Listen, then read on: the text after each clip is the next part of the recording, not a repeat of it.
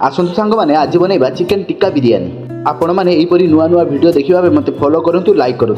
चलतु आम स्टार्ट कर। प्रथम चाउल भल भाव धोईकी गोटे घंटा भेदे नहीं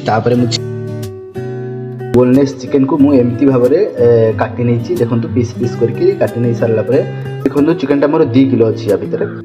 तापर यहाँ हूँ टिक्का मसला यहाँ मुझे आगुरी बनईक रखी थे देखो आपने जनईदेवी से बाकी जो चिकेन आम काटिक रखी थे या भल भाव में गोलैकी मेरिनेटेड करके मुझे 2 घंटा रखीदेवी। तापर देखो मुझे पानी बसई नहीं पानी में मुझे सब खाड़ा मसला सुखा मसला गरम मसला जो ताकू मु पानी रे बर्तमान में चाउलटा बॉयल करने पानी रे ऐड करदे सब। तापर किसी पुदीना पचे से आम ऐड करवा गोटे चमच लुण ढाला पानी मोर फुटी आसला ये मुझे चाउल जो भिजे रखी थे आम ऐड करदे ऐड करदेला किसी समय पर आम भातटा रेडी हो देखते हाफ बॉयल करेंगे आप भातटा को पूरा बॉयल करेंगे हाफ बॉयल करके आम जाली में आम पलटी मारिदेवा।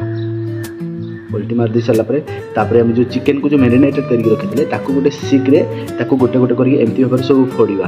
आपण पाखे जब सिक ना ताले आपण लोहार कि स्टील रे कौन भी तार आपड़ नहीं पारे ठीक है। तापर मुझे अदा रसुण बाटिक रखी कड़ाई किसी तेल गरम करके आम पियाज को एमती भाव में फ्राए करने भल भाव पूरा ब्राउन करके फ्राए करने।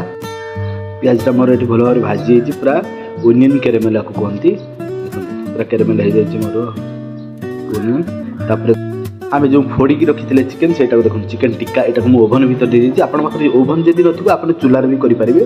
देखो मोर यहाँ रेडी हो जाए चिकेन टिक्का कबाब पूरा बाहर करने अगर टी पानी मारिदेवे तो आराम से सब बाहर जीटा मुझे काढ़ी नहीं देखो के सुंदर भाव में आम गोटे कड़ाई बसैबा कड़ाई बसैकी से किसी तेल ढाला तेल ढाली सारा तेल गरम हो सारापर से आम किसी जीरा ऐड करवा ठीक अच्छे जीरा ऐड कर सारापर आम किसी पियाज ऐड करवा से पियाज को भल भाव में भाजवा पूरा ब्राउन करवानी अल्प खाली टी सीझी आसला भाया आम अदा रसुण पेस्ट ऐड करदे लुण हलदी गुंड काश्मीरी चिल्ली पाउडर ठीक अच्छे आ धनिया पाउडर आम ए ऐड करके भल भाव में कषि नवा भल भाव में आम कषा हो जाए। टमाटो पेस्ट रखते 2टा टमाटो पेस्ट कर आम ऐड करदे सेटा आम भल भाव में हो सारापर से किसी ऐड करवा दही 2 किलो चिकेन ½ किलो दही नहीं से किसी कैरेमेल पियाज जो मो पाखे था सेटा मुझे गुंड कर ढालीदेली।